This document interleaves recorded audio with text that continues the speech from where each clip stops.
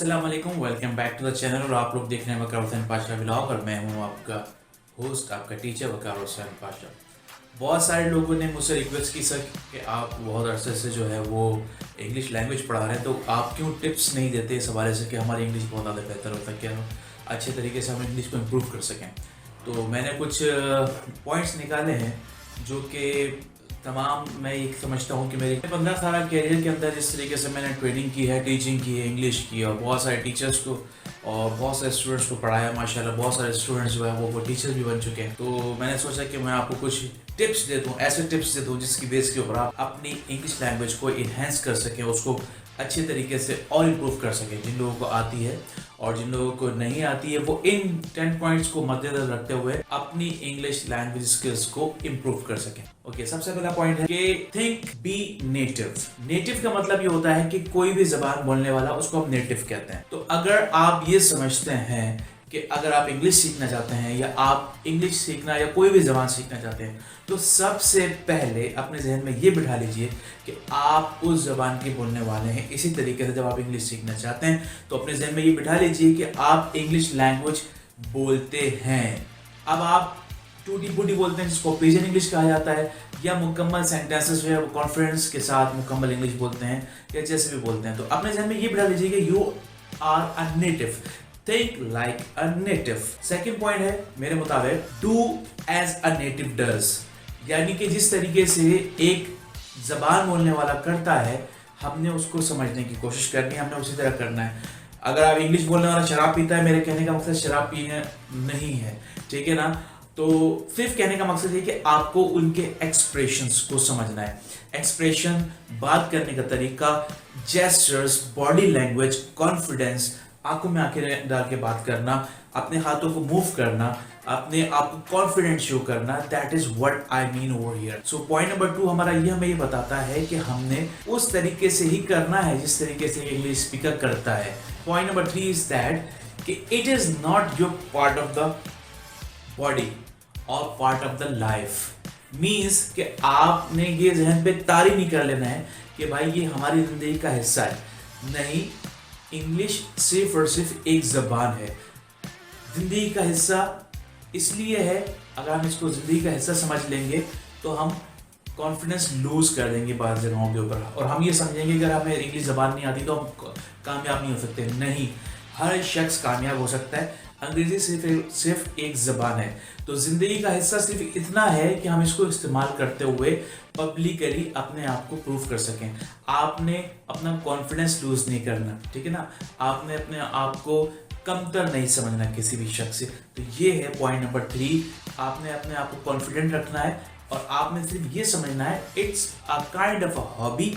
सो जब हॉबी होगी तो ज़्यादा से ज़्यादा आप लर्न करने की कोशिश करेंगे। पॉइंट नंबर 4 इज कि आपने इसके प्रोसेस को समझना है कि किस तरीके से इंग्लिश सीखी जाती है, कोई सी भी जबान सीखी जाती है, और उस प्रोसेस को आपने लाइक करना है। आपने सर पे तारी नहीं कर लेना। अगर आपको टीचर को ही सिखा रहा है या अगर आप मेरी किसी क्लास में बैठे हैं कहीं पर, तो आपने ये समझना यार ये बस बर्डन है मेरे ऊपर। नो, बर्डन नहीं है, it's a kind of a language. अगर आप लैंग्वेज सीखते हैं तो बहुत ज़्यादा जिंदगी में कामयाबी हासिल करते हैं। चेकोस्लोवाकिया दुनिया का वाहिद मुल्क है जिसमें कम अज़ कम हर शख्स को 5 से ज़्यादा ज़बानें आती हैं, और आई अप्रिशिएट कि वो 5 ज़बानें बोल सकते हैं। तो उनका एक बहुत ज़बरदस्त एक स्टेटमेंट है जिसको वो अपने तौर पे वो कहते हैं ना कि हर मुल्क की एक मखसूस मुहावरा होता है। तो उनका एक मुहावरा है मखसूस कि learn a new language and get a new soul, that is a Czechoslovakian proverb that gives a confidence कि आप एक जिंदगी हासिल करते हैं। जब आप एक नई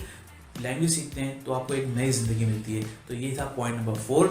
let's see what is point number 5। Okay, point number 5 is आपने सिर्फ ये नहीं समझना कि व्हाट एंड हाउ, कैसे, ठीक है ना। यानी कि आपको पढ़ा दिया गया ये फार्मूलाज हैं, आपने रट्टा लगा लिया, याद कर लिए। नहीं, आपने इनके अंदर इन्वेंशंस करनी है। यानी कि व्हेन, वेयर, व्हाई, ये सेंटेंस अगर इस तरह बन रहा है तो इस तरह ये क्यों बन रहा है। अगर ये सेंटेंस इस तरीके से चेंज करें हम तो इसके क्या मायने निकलेंगे। तो जितनी ज़्यादा आप प्रैक्टिस करते हैं उतना ज़्यादा कोई भी शख्स आपको नहीं पढ़ा सकता। ठीक है। तो जितनी प्रैक्टिस आप खुद करेंगे अपनी टीचर्स से क्लासेस लेने के बाद, स्कूल्स की क्लासेस लेने के बाद, then you will learn a lot. Point number 6, keep in your mind, किसी भी जबान की एग्जैक्ट ट्रांसलेशन नहीं हो सकती, क्योंकि हर जबान की जो बोली होती है, यानी जिसको हम डायलेक्ट बोलते हैं, बोलने जाने वाली चीजें, उसके अंदर उस जबान का एसेंस और एक्सप्रेशंस भी शामिल होते हैं। तो इंग्लिश की जो एक्सप्रेशंस हैं वो 100% उर्दू में ट्रांसलेट नहीं हो सकते। इसी तरीके से अगर आप, जब हम कुरान मजीद की बहुत सारी चीज़ें पढ़ते हैं जो अरबी है, बहुत सारे उलमाए कराम ने, मुफ्तियान कराम ने कुरान मजीद की ट्रांसलेशन की, लेकिन कई जगहों के ऊपर वो भी ट्रांसलेशन को स्टॉप कर देते हैं कि यहाँ पर हम ट्रांसलेट नहीं कर सकते, वो एज इट इज़ पढ़ा जाता है, उसके मायने डिफाइन नहीं हो सकते, क्योंकि वो जिस पैटर्न में, जिस लिहाज से वो बोले जाते हैं, जिस अंदाज से वो बोले जाते हैं, उसको बोलने वाला ही समझ सकता है। तो आपने ट्रांसलेशन पे नहीं जाना, आपने कोशिश करना है, जैसे पॉइंट नंबर 2 मैंने कहा था कि आपने अंडरस्टैंड करने की कोशिश करनी है। That is very important. जो नेक्स्ट पॉइंट है, पॉइंट नंबर 7, वो है कि आपने ये ध्यान में बिठा लेना है कि आप अपना एक्सेंट नहीं छोड़ सकते। जो आपका रेयर एक्सेंट है, जिस एक्सेंट के ऊपर आप बोलते हैं, वो एक्सेंट हमेशा रहेगा, वही एक्सेंट की बेस के ऊपर आप बोलोगे, ठीक है ना। बार दफ़ा ये होता है, जिस तरीके से आपने सुना होगा कि कौवा चला हंस की चाल और अपनी चाल भी भूल गया। इसी तरीके से जब हम इंग्लिश बोलते हैं तो हमारा जो एक्सेंट है, पाकिस्तानी एक्सेंट है, इंडियन एक्सेंट है, बांग्लादेशी एक्सेंट है, so we should not feel inferior. हमें फील नहीं करना चाहिए कि हमारा एक्सेंट क्या है। The way you speak you can speak, लेकिन आप एक्सेंट सीख सकते हैं कि ब्रिटिश एक्सेंट को फॉलो करना चाहते हैं, आप अमेरिकन फॉलो करना चाहते हैं, आप ऑस्ट्रेलियन फॉलो करना चाहते हैं, आप न्यूजीलैंड का एक्सेंट फॉलो करना चाहते हैं, whatever the accent you want to follow you can learn, but be genuine. आप जेन्युइन रहिए, आप फेक एक्सेंट ना बनाइए। पता चला भाई इंग्लिश बोल रहे हैं तो मुंह टेढ़ा कर लिया, no that's not. If I am speaking English, I am speaking English in my own style, and that's has become my own accent. Correct? The next point, point number 8, is about the mistake. और English सीखते हुए सिर्फ और सिर्फ एक mistake सब करते हैं, वो ये करते हैं कि not speaking. Means if you are learning is a language and you are not speaking, so it means it's a big mistake. बहुत सारे लोग इंग्लिश सीखना चाहते हैं और इंग्लिश बोलना चाहते हैं, लेकिन शुरू में जब वो क्लासेस ले रहे होते हैं तो वो बोल नहीं पाते, तो वो क्लासेस छोड़ देते हैं। नो, आपने कोशिश जरूर करनी है कि बोलने की, चाहे टूटी फूटी बोलें, आप अपने दोस्तों के साथ बोलें। जब तक आप नहीं बोलेंगे तो आप, इसका मतलब है कि मिस्टेक कर रहे हैं, और ये मिस्टेक आपको पीछे लेके जाएगी, आगे नहीं लेके जाएगी, ठीक है। The next point is fluency. Fluency क्या होती है? यानी कि जबान की रवानी। जबान की रवानी जो है वो बोलने के लिए होती है, ज़हन में रखिएगा। अपने दिमाग में ये मत बिठा लीजिए कि इसका मतलब ग्रामर है, इसका मतलब ग्रामर नहीं है।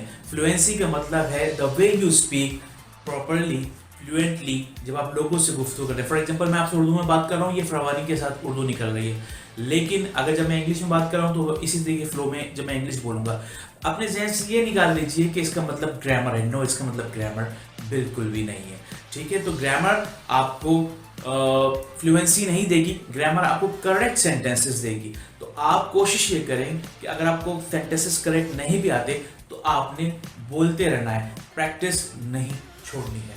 And that last point is my success. जिस तरीके से मैंने सक्सेस हासिल की, मैंने किस तरह से इंग्लिश सीखी, किस तरीके से मैं जो है वो एक ज़बरदस्त किस्म का टीचर बना, वो है टीच। अगर आपको कोई चीज़ आती है सिखा दें, अगर आपको कोई हुनर आता है सिखा दें, अगर आपको कुकिंग आती है सिखा दें, अगर आपको लैंग्वेज आती है सिखा दें। तो that is what I do and that is why I am a better speaker of English. इसी वजह से मैं इंग्लिश हूँ। सो इसका मतलब है कि टीच समवन।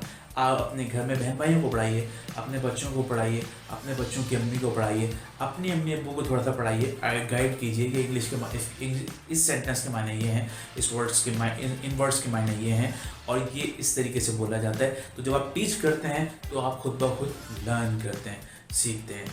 उम्मीद है कि आपको कुछ बातें समझ में आई होंगी।